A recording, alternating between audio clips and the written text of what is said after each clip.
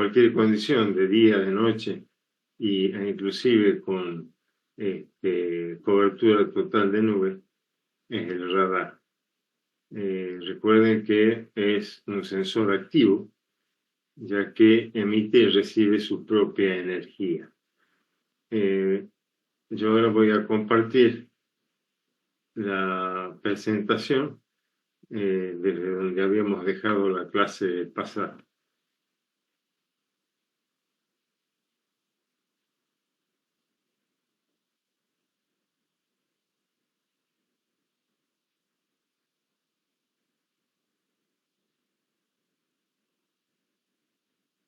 Bueno,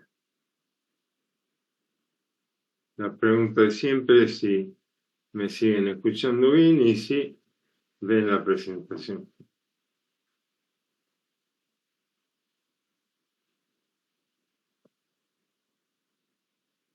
Por favor, háblenme porque no estoy viendo los chats. ¿Se ve todo bien, profe? Perfecto, muchísimas gracias. Bueno, la clase anterior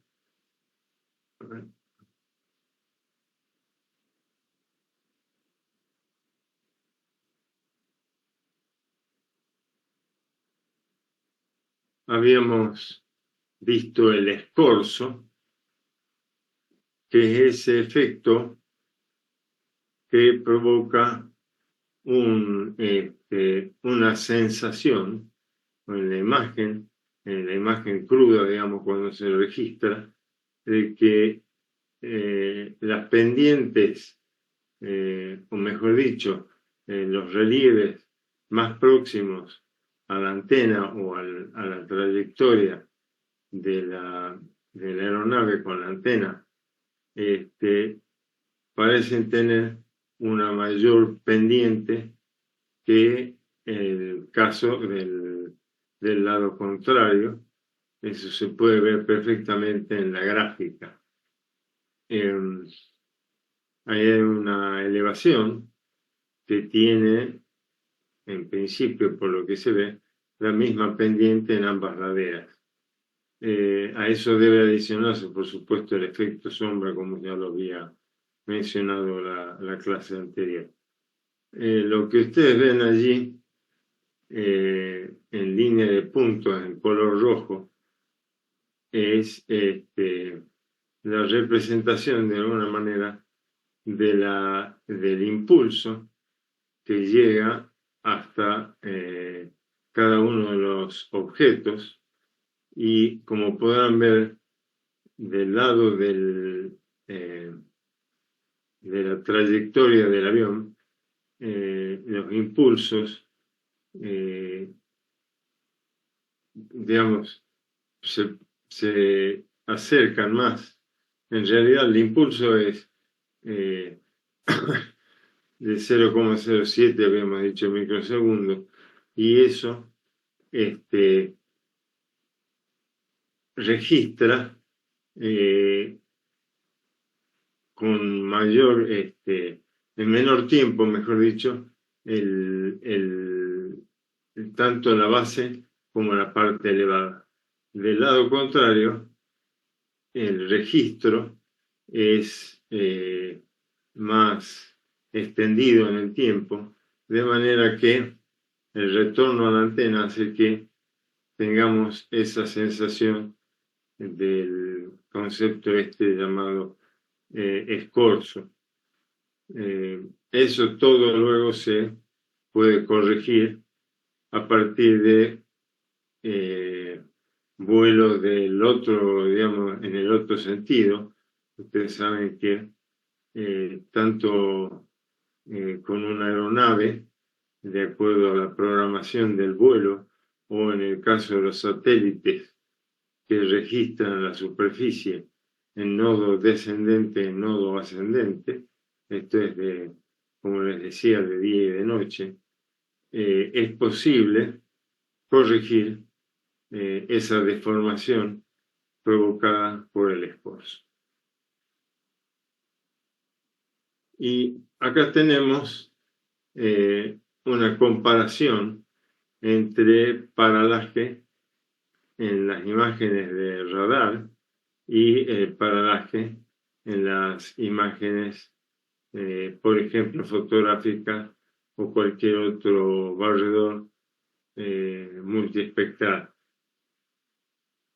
Llámese cámara analógica digital o los barredores de los programas satelitales que ya vimos y todo el resto que trabaja de la misma manera, o sea, con proyecciones centrales, ¿no?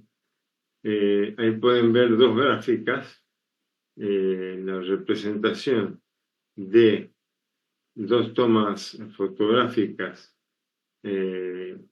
sucesivas en las que el desplazamiento debido al relieve, a ver si aparece el cursor, se produce en forma radial a partir del punto nadir. Eso ya lo vimos con mucho detalle para las fotografías y en todas las direcciones. O sea que tenemos 360 grados de desplazamiento radial. Mientras que para el caso del radar, y dependiendo del lado de visadas, digamos, o de registro, el aparalaje se produce perpendicular a la trayectoria. ¿Se acuerdan? El azimut, que es la dirección en la que vuela el avión, y el alcance inclinado, que es en la dirección perpendicular. Entonces, como podrán ver en la gráfica de la izquierda, tenemos un desplazamiento hacia el sensor y en un sentido y en otro, de acuerdo a la posición del radar respecto al objeto que está siendo registrado.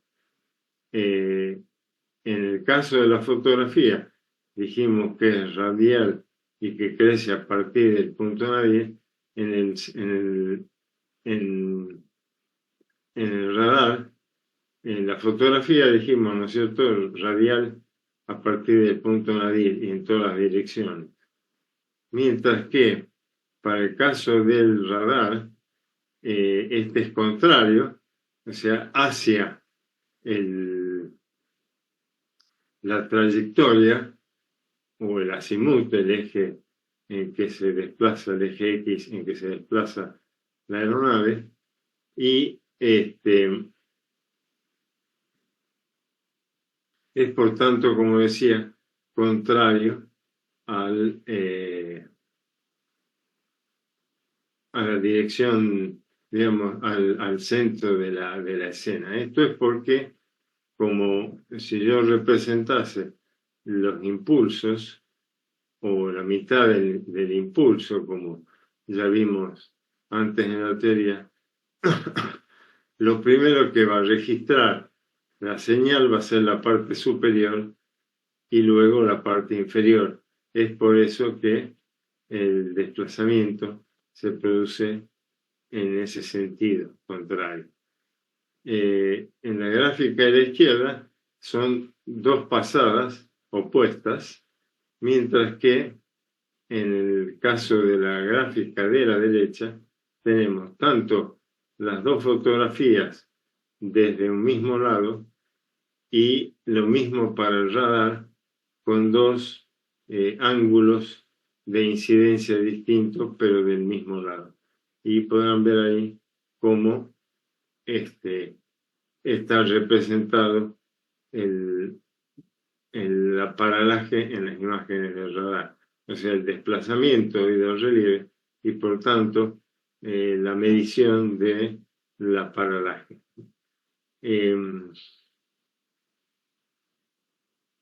Bueno, por favor me interrumpen cuando lo crean conveniente. Acá tenemos un ejemplo de estereoscopía con radar. Esta es una guía general para la extracción de modelos digitales de elevación. Y tenemos una configuración estereoscópica para el caso del RadarSat. Esto está todo, por supuesto, configurado o se seleccionan aquellas pasadas de acuerdo a la siguiente combinación. En la tabla tenemos en la columna 1 el tipo de terreno, o sea, declive, pendiente, por supuesto. En el segundo, los ángulos de inclinación, o sea, pequeñas variaciones en la pendiente del terreno. Ese es el caso de un relieve de tipo plano. Pasamos a un ondulado entre 10 y 30 grados y ya montañoso cuando supera los 30 grados y en principio hasta los 50. Entonces, las disparidades radiométricas serían pequeñas en el primer caso, medianas y grandes respectivamente.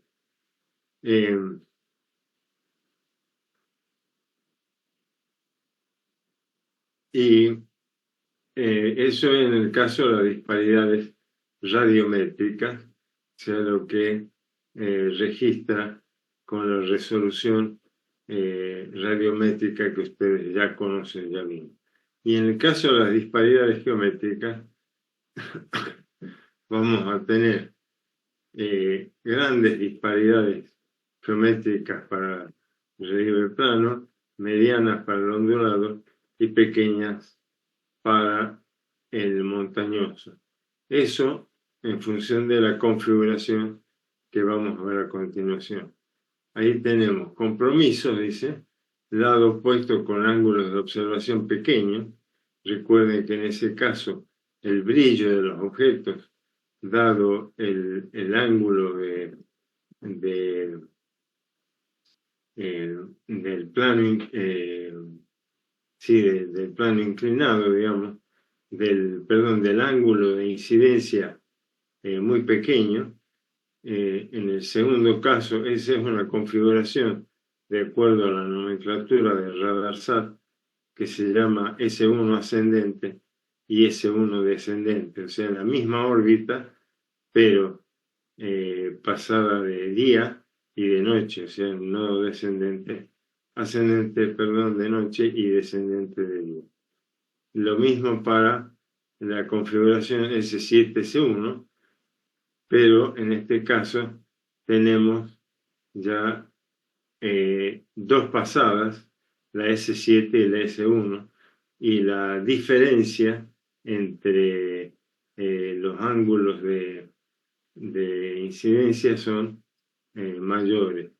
Y en el último caso tenemos un S7-S4 ascendente o descendente y puedan ver cómo se manifiesta la paralaje. Acá tenemos, perdón que voy a mostrar el cursor, la paralaje que es grande, o sea, es muy notable. En el segundo caso es intermedia y en el último caso es pequeña de acuerdo al ángulo con que se registran esos objetos. Y en la última fila tenemos otros dos casos, F1 ascendente, F1 descendente, y lo mismo podemos ver de acuerdo a la diferencia de altura entre el objeto y la altura a la que está orbitando el satélite y la paralaje, ¿no?, que está compuesta de esta manera. Lo mismo para F5, F1 y finalmente F4, F1. Bien. Modo de adquisición de imágenes de apertura real. Esto es un ejemplo de la aplicación de un radar de apertura real, como decía, no sintético, y podemos ver el modo, 15 posiciones para el modo fino y 7 haces para el estándar. Ahí tenemos haz y posición en la segunda columna, F1 cercano, F1 lejano. Los ángulos de incidencia están indicados en la tercera columna, que va de 36 grados a 45. La resolución de 8 metros, de acuerdo a todos los parámetros, como ya vimos, de acuerdo a al intervalo entre pulsos, el área aproximada y el número de observaciones. Ahí tienen el significado. SGF significa una imagen georreferenciada con resolución fina. Y en el caso del SGX es un producto georreferenciado también con extra fina resolución, a diferencia de la anterior. Estos son simplemente ejemplos para que ustedes puedan ver cómo, de acuerdo a la inclinación del ángulo de incidencia, puede dar una mayor definición en la imagen resultante. Bien, esto en realidad no vamos a pedirle en el final ni en el parcial, no estamos con tanto detalle respecto al radar. Es un tema que digamos que estamos desarrollando para inclusive práctica, pero quería de paso hacer un comentario. La disciplina de la teledetección es muy amplia, muy compleja y por tanto difícil de resumir en un cuatrimestre, difícil para ustedes retener tanto dato e información. Fíjense que inclusive la pretensión de la cátedra era incluir sonar y lidar, que son otros dos sistemas hoy en día. Bueno, sonar hace muchísimo tiempo que se usa, y el lidar, o sea, el láser, si bien es un poco más moderno, también ya tiene aplicaciones. De hecho, hay un formato que se llama LAS, LAS, que es propio del sistema LIDAR, con una luz monocromática, y que es muy utilizada hoy en día. De hecho, los levantamientos con algunos drones,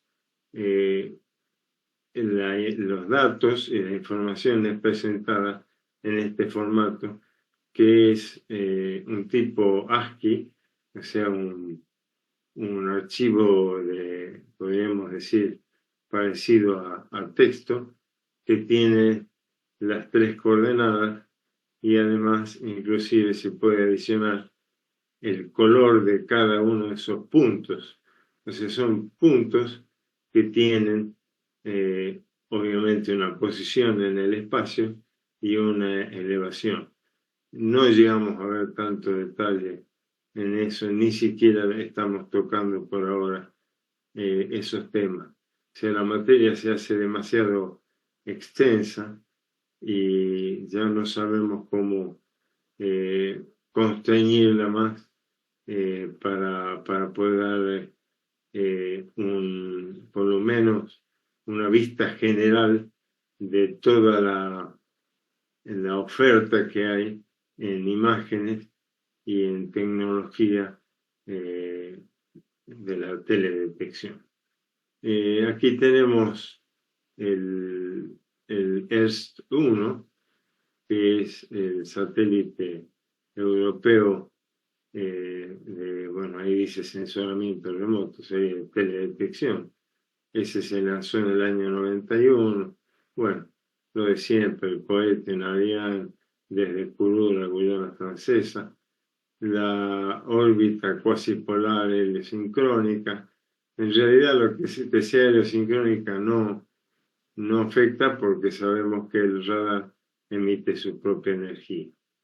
Y tiene una elevación de 782 y 785 kilómetros respectivamente, correspondientes al apogeo y perigeo.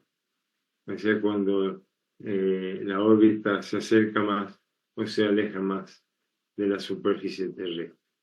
En ese caso usaba un radar de apertura sintética, fíjense, longitud de onda 5,6, la banda C, 25 metros de resolución, un periodo de revisita de 35 días y se podía reducir hasta 4 días.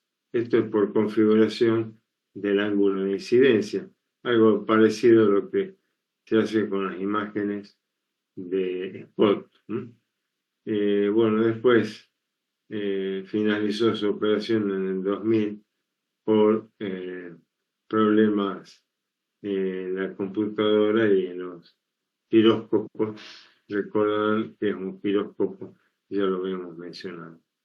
Tenía los siguientes instrumentos: un altímetro radar, eso para medir la altura orbital en banda KU. Recordarán que, por ejemplo, aviones con, y valga la redundancia, con una aviónica, eso quiere decir con todos los instrumentos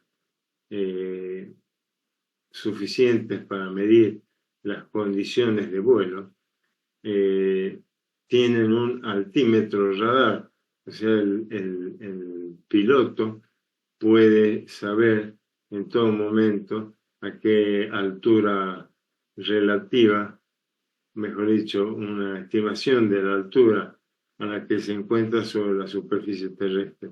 Por supuesto, esto ayuda muchísimo en condiciones meteorológicas poco adecuadas para evitar cualquier objeto, llámese relieve principalmente, que pueda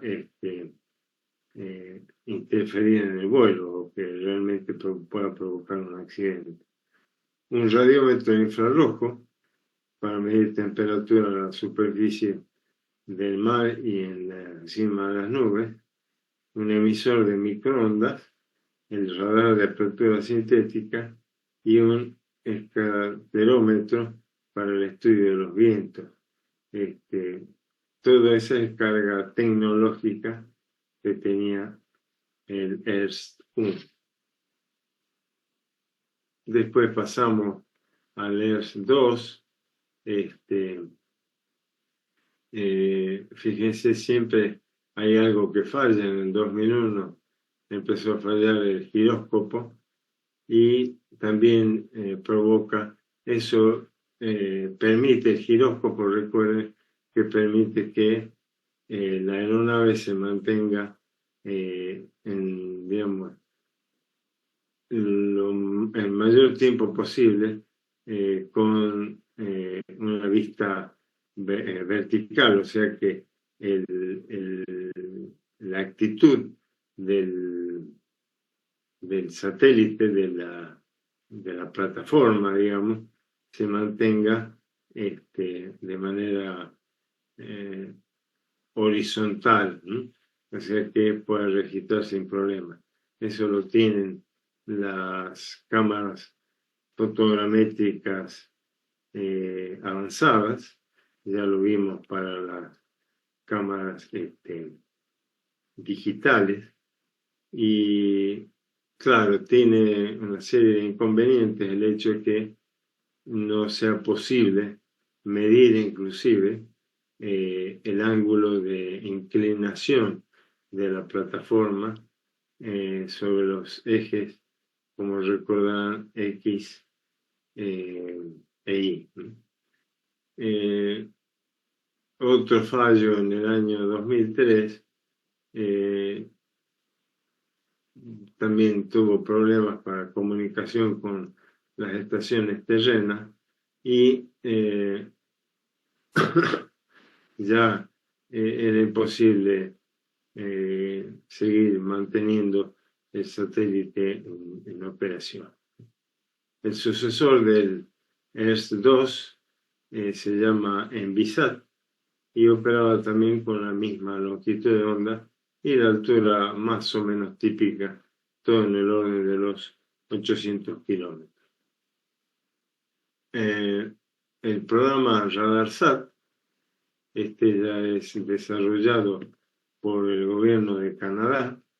El RadarSat 1, lanzado en el 95, tenía también un radar de apertura sintética, la órbita también cerca de 800 kilómetros. Como pueden ver, se repite en todos los casos las órbitas a la misma altitud, una resolución temporal de 24 días y el periodo de 100 minutos aproximadamente. La longitud de onda, de nuevo la banda C, la duración del impulso, en este caso de 42 microsegundos. Recuerden que la resolución sería vinculada con la mitad del impulso. La frecuencia de comunicación, dimensiones de la antena, fíjense, tiene 15 por 15 metros, una antena importante, cosa que en un avión sería bastante impracticable, si es posible en un satélite, dado que la forma de navegación es completamente distinta. La resolución de 25 metros, y allí aparece la polarización horizontal, o sea, emite y recibe con la misma polarización.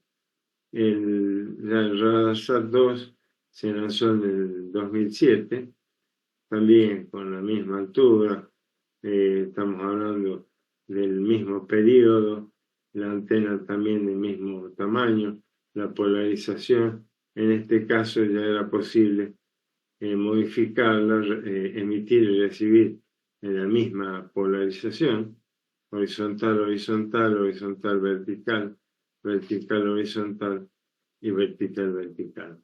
Esto permite, como ya vimos, mayor cantidad de información, dado que, por ejemplo, con una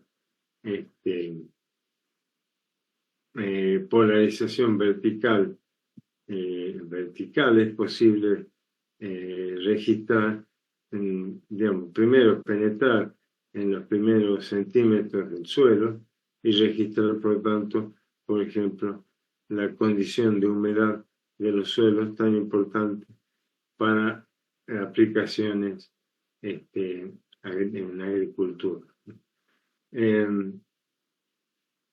Fíjense que uno de los más importantes fue el llamado ProRADAM, que es el proyecto de radar geométrico del Amazonas.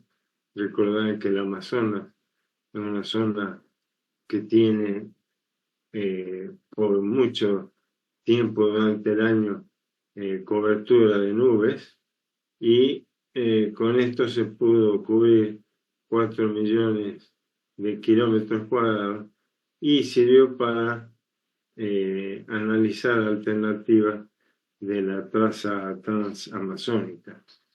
Cuando ustedes vean o si ya han visto el impacto ambiental o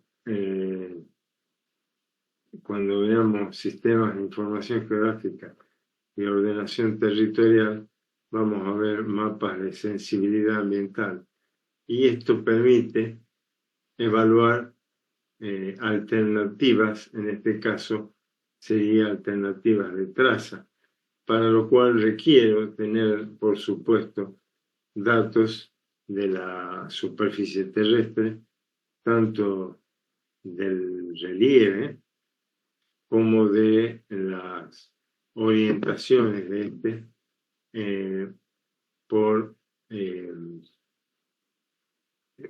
bueno, porque uno de los factores que más se suelen analizar en el caso de estudios para la construcción de rutas, autopistas, caminos de montaña, es precisamente el relieve, ¿no? Las pendientes. Y llegamos al conocido SRTM, que significa Satellite Radar Topography Mission. Este es de la NASA, que usó el famoso transbordador espacial Endeavour y que estaba equipado con un sistema de radar para levantamientos topográficos. Funcionaba con dos antenas. Fíjense, es un proyecto que permitió obtener la topografía del planeta, de toda la superficie terrestre, con una precisión de hasta un segundo de arco, esto es 30 metros. Eso es para el territorio de Estados Unidos, y mientras que para el resto de los países esa resolución es de 90 metros. Y uno la puede consultar y descargar. Es muy usada de base para mejorar modelos digitales de elevación. Si ustedes entran a la página del Instituto Geográfico Nacional, van a ver que perdón, que en la generación de las coordenadas ortométricas se usó información correspondiente a este levantamiento realizado en febrero de 2000 y que hoy en día ya hace rato que está disponible este modelo general de la superficie terrestre. Ahí está la técnica utilizada, se llama interferometría de radar. Esto es porque se toman dos imágenes desde posiciones ligeramente desplazadas. Podemos ver ahora vamos a pasar a la siguiente diapositiva. Van a ver que hay un radar en el mástil que, a ver si puedo marcarle acá. Este es el mástil y acá hay una antena de radar y la otra antena está sobre el fuselaje. Esto es como registrar desde dos posiciones, obviamente, los mismos objetos en la misma pasada. Y las diferencias entre las imágenes son justamente la función de los desniveles del relieve, con lo cual se puede generar los modelos digitales de elevación. Allí tienen un poco más de detalle del Endeavour, de la aeronave, a ver, el cursor, y aquí tenemos el mástil con la antena de radar y otro radar que está, como les digo, en el fuselaje del avión. La órbita se efectuó con una inclinación de 57 grados. Eso permitió cubrir toda la superficie terrestre entre los 60 grados de latitud norte y 56 de latitud sur, que aproximadamente corresponde al 80% de la superficie de nuestro globo terráqueo.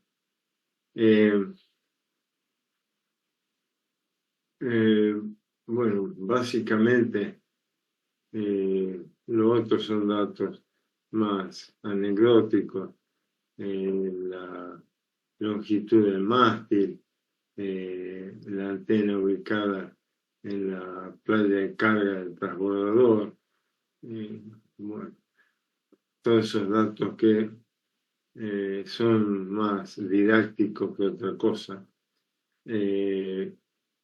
Los radares del SLTM fueron, por supuesto, probados previamente fíjense, con dos radares distintos, un Shuttle Image Radar C y un XR, o sea, una apertura sintética, y obviamente para recopilar todos los datos que ya venimos mencionando. Los sistemas de tierra hacían el seguimiento, por supuesto, de la misión, y es además una aeronave tripulada, y de esa manera fue posible hacer el levantamiento con al menos lo que hemos podido probar, muy buena calidad de datos, ¿no? Por supuesto, teniendo en cuenta la resolución de 90 metros. Y finalmente, presento rápidamente los satélites argentinos de observación con microondas, que fue realmente un orgullo, que es un orgullo para nuestro país, además de ya haber iniciado con los satélites, el SAC-C, el SAC-D, el Aquarius y demás, con otros sensores, o sea, con barredores multiespectrales. La Argentina está en, digamos, en la carrera espacial, podemos decir, o es parte de los principales países del mundo que han puesto en órbita satélites construidos en el territorio del país, por supuesto, como cualquier otro, con instrumentos provistos por otras naciones, otros programas satelitales. Este es dependiente de ambos, el SAOCOM A y B, son dependientes de la Comisión Nacional de Actividades Espaciales, la CONAE, y están equipados con radar de apertura sintética polarimétrico en banda L. Ahí tenemos, un pequeño póster, podemos decir. El SAOCOM 1A fue lanzado en el 2018. Me acuerdo cómo se reunía la gente para ver el lanzamiento y que este fuese exitoso. Se lanzó desde Vandenberg, la base aérea en Estados Unidos, en California, y tenemos allí en la tabla un resumen bastante apretado de los principales parámetros de estos satélites con radar de apertura sintética polarimétrica. La frecuencia es de 1,275 GHz, la orientación a la derecha de manera nominal, con capacidad de girar a la izquierda. Recuerden que se puede variar el ángulo de inclinación, resolución espacial según el modo de adquisición de 10 a 100 metros, un ancho de barrido de 20 a 350 kilómetros, el rango de ángulo de incidencia de 20 a 50 grados y un rango dinámico, esto es el coeficiente de retrodispersión que ya vimos en la ecuación de en general del radar entre menos 35 a 5 decibeles. La exactitud de posición estamos en 25, 70 y 90 de acuerdo a la órbita que sea precisa en 18 días en 48 o órbita a bordo, dice, es el registro inicial. La exactitud radiométrica, lo mismo la polarimétrica, los modos de adquisición, uno es cercano y otro amplio, modos de polarización, tenemos todos los modos, sea simple, en un vertical, horizontal, doble, en uno y en otra dirección, cuádruple, completa, y la órbita, como ya vimos, heliosincrónica, pero sabemos que registra en cualquier condición. La altura es más baja que los otros programas que vimos, esos son 620 kilómetros. La hora local, nodo ascendente, a las 6 de la mañana, y revisita cada 16 días con solo satélite y 8 días para la constelación. Estoy funcionando SAOCOM 1A y 1B. Fíjense qué buena resolución temporal tiene. Ciclo de repetición orbital, ahí lo tengo, es lo mismo, de 6 y 8 días. Y en promedio, mejor que 2 días, dependiendo de la latitud. Bien. Esto también es más de conocimiento general.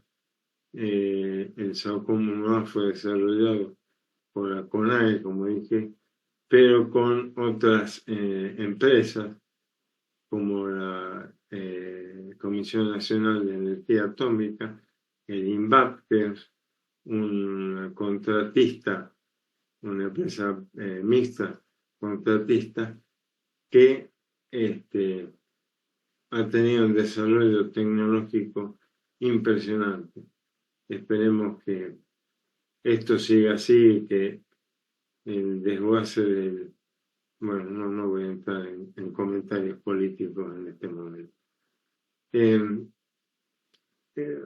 Los dos, SAOCOM, y junto con otros satélites, 4 son italianos que operan en banda X. Recuerden que SAOCOM 1A y B trabajan en banda L, forman un sistema o una constelación llamado Sistema Ítalo-Argentino para la gestión de emergencias.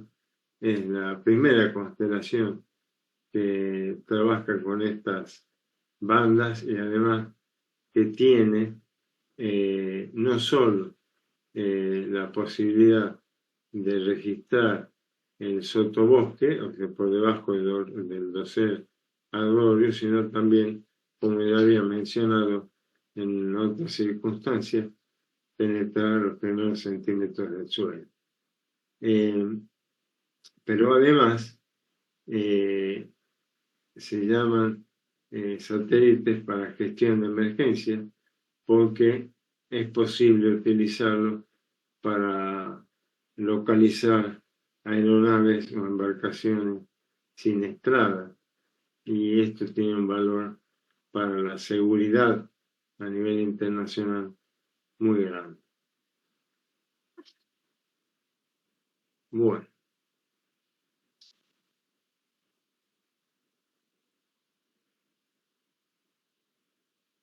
hasta aquí llegamos con radar.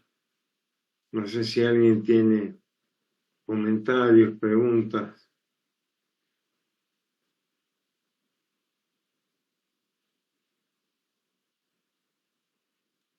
Entonces, ¿esto no entra con detalle en el parcial y en el final, o solo en el parcial? A ver, el radar es un tema que ha ido adquiriendo mucha importancia en los últimos años, más allá de su utilización para el registro de sectores con cobertura de nubes, ¿no? Como ya había mencionado. Hoy en día, y más considerando nuestros satélites, el SAOCOM 1A y 1B, tienen aplicaciones muy diversas, entre ellas la altura de la vegetación y el contenido de humedad, por ejemplo, en los suelos dedicados a la agricultura.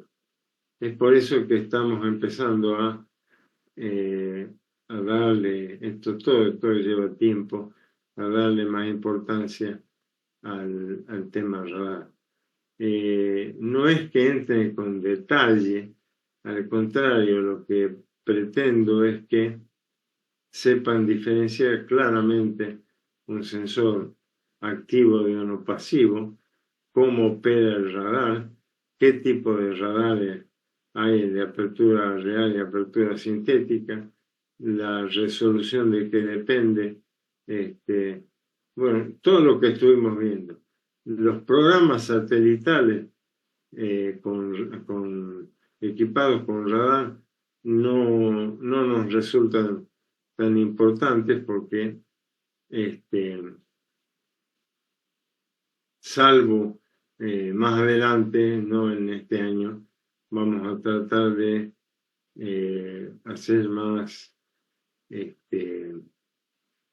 hincapié en el tema de los satélites argentinos, incluidos los 4 satélites italianos del CIACE, recuerden del sistema de gestión. Pero por ahora lo que me interesa es que sepan la diferencia en el tipo de geometría comparado con los otros sensores. Eso involucra, por supuesto, las paralajes, el desplazamiento debido al relieve, cuál sería la configuración del ángulo de incidencia para obtener más o menos detalle, cosas que no son complicadas. Pero sobre todo esto entra para el final, ¿no? En el parcial normalmente no incluimos demasiado detalle en el tema radar.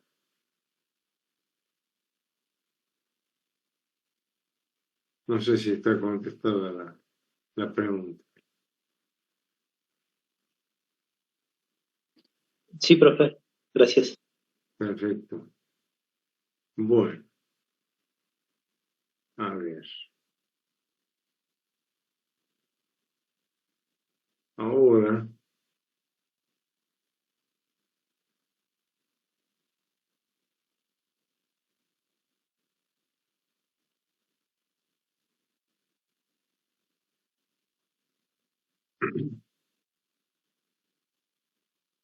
ya nos quedaría entrar en el último tema teórico, que en realidad ya está acordado y es muy práctico. Recuerden que ustedes tienen teoría por un lado y teórico práctico por otro. O sea, el profe Pablo les hace una introducción teórica cada vez que va a dar un tema práctico, van a hacer una práctica. Así que el tema de procesamiento digital sería el último tema que veríamos. Yo no recuerdo, tendría que fijarme en el cronograma, hasta cuándo tenemos clase teórica.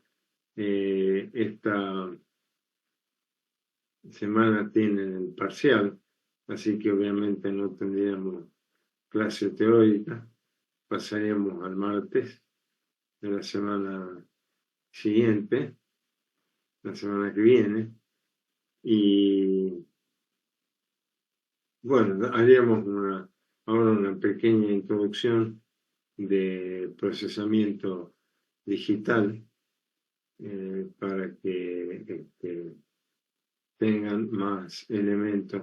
De todos modos, todo este material, recuerden que tienen todas las presentaciones en PDF y los videos de las clases. Así que a veces debo reconocer que las diapositivas están un tanto cargadas en texto, pero la intención es que esas presentaciones les sirvan a ustedes como guía de estudio. Por supuesto, amplíen los temas, no se queden con lo que estrictamente lo que dice en las presentaciones. Tienen bibliografía de referencia y pueden consultar para ampliar su conocimiento en cada tema. Vamos a hacer un descanso, 15 minutitos, hoy estoy un poco cansado, para anotarlo en mi voz.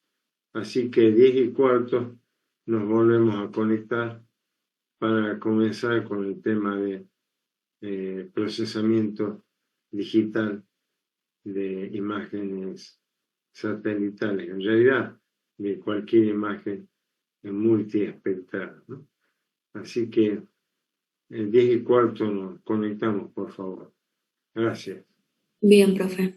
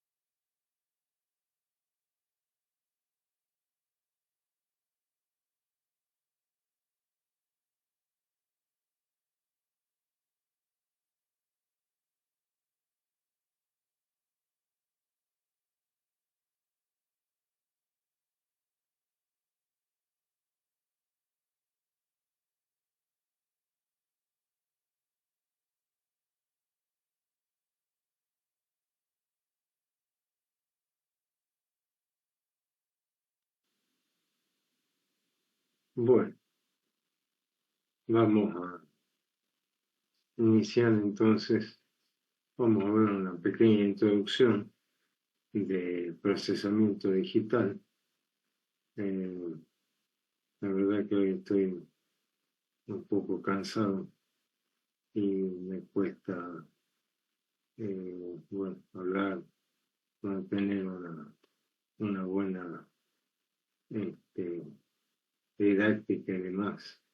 Así que vamos a hacer una pequeña introducción. Ahora les comparto la presentación.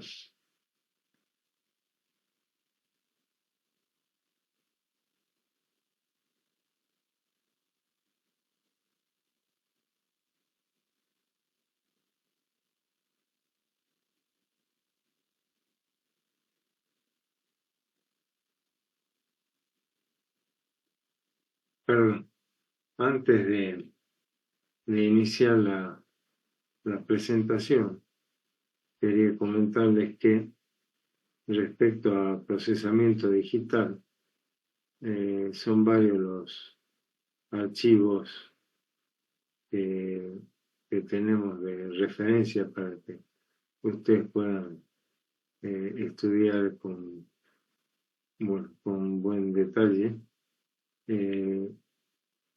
Estuvimos viendo recién el uso del radar.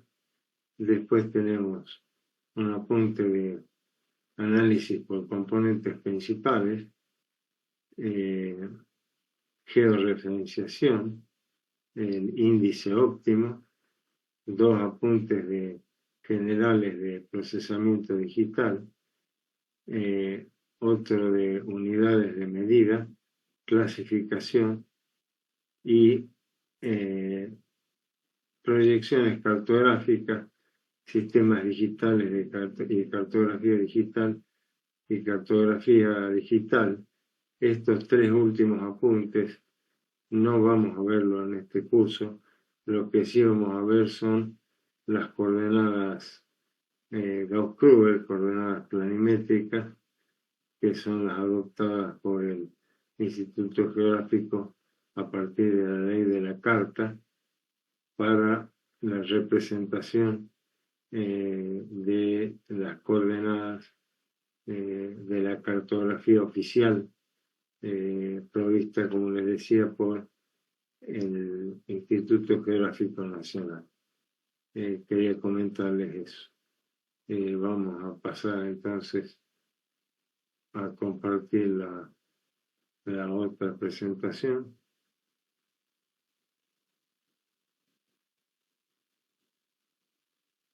Todo este material no está en PowerPoint, simplemente en PDF. Estoy preparando un apunte, mejor dicho, una presentación en PowerPoint, pero no he podido terminarla, así que vamos a verla a partir de estos documentos en formato PDF. Allí tenemos la matriz de datos en imagen digital en formato raster o teselar, que ustedes ya saben de qué se trata, porque lo vimos en cámaras digitales y obviamente en los programas Landsat y Spot. Pero antes de ver este tema de la matriz de datos en una imagen digital, podríamos decir que el procesamiento digital es la manipulación en formato digital de los datos provenientes de sensores remotos que trabajan con, obviamente, registros digitales de la superficie terrestre. Ustedes ya saben, y lo que dice allí es que la forma en que se registra secuencialmente la superficie terrestre y que esto se registra a intervalos regulares. Ustedes saben que los detectores registran la radiancia y reflectancia emitida y reflejada por los objetos de la superficie terrestre, y cada uno de los detectores corresponde luego a un píxel en la imagen, que ya saben de qué se trata, ese mínimo elemento de resolución espacial, una de las 4 resoluciones que vimos para en los barredores multiespectrales de las cámaras digitales. Cada píxel tiene un valor determinado, obviamente, por la resolución radiométrica. Se denomina el nivel digital o nivel de gris, y es un valor numérico almacenado en cada píxel que luego puede ser procesado y primero corregido de acuerdo a el efecto de la atmósfera, para disponer de datos que pueden ser comparados entre diferentes fechas, ¿no? Ahí podemos ver una gráfica que representa la forma multiespectral que se registra en cada una de las imágenes, dependiendo de la resolución en bandas. Cada sensor, ustedes saben que tiene una diferente resolución espectral, tanto por la cantidad de bandas como por el ancho o el intervalo de longitud de onda registrada. Entonces, cada subescena, podemos decir, o sea, cada de la imagen completa, que tiene todas las bandas, cada banda contiene datos de acuerdo a un rango de longitud de onda. Y estas matrices de datos tienen, desde el punto de vista geométrico, una cantidad de filas por columna que tiene su origen en el ángulo superior izquierdo, allí donde está la fila 1, columna 1, y de allí va creciendo en forma diagonal, podríamos decir, la cantidad de celdas que representa a cada una de las bandas. Y eso es un sistema discreto, dado que cada uno de los píxeles es individual y adopta, como veíamos, un valor entero de acuerdo a la resolución radiométrica.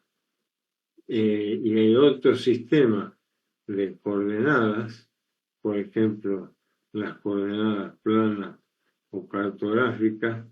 Yo mencioné hace un rato Gauss-Kruger, que tienen un origen en el ángulo inferior izquierdo, y es un sistema continuo, de manera que inclusive dentro del píxel la coordenada varía, ¿no? O sea, tenemos un sistema de coordenadas fila columna y un sistema de coordenadas XY que corresponden a las coordenadas en un sistema de referencia real. Entonces, si yo me muevo dentro de un píxel, estas coordenadas van a variar, y obviamente el intervalo va a estar en función de la resolución espacial que tenga la imagen. Ahí tenemos 3 formas de almacenamiento e intercambio. A ver si se ve mejor acá. No está. Bien. Estos formatos permiten, como decía recién, almacenar e intercambiar datos en formato digital para llevarlo al formato con que cada software procesa los datos, ¿no?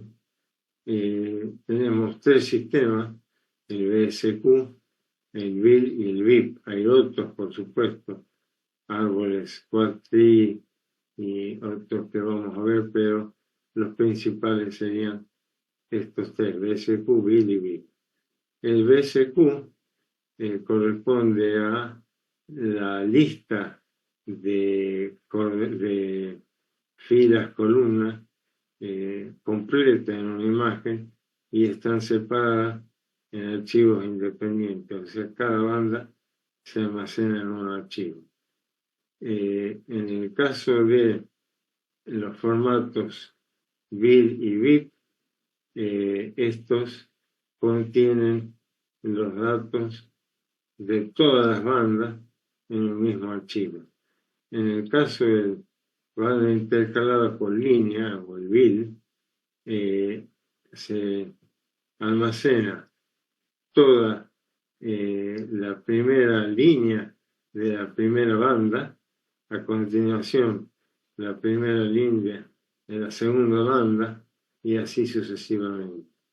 Y el BIP es similar al anterior, nada más que se almacena el píxel 1 de la banda 1, a continuación el píxel 1 de la banda 2, el píxel 1 de la banda 3, y así hasta completar todos los datos.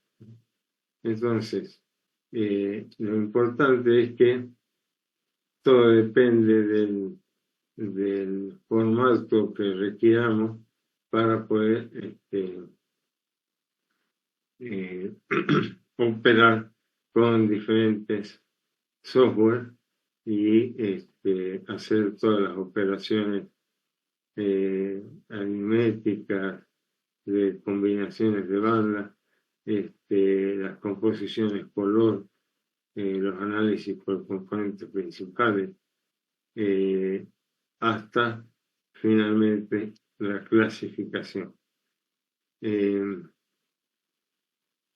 Pero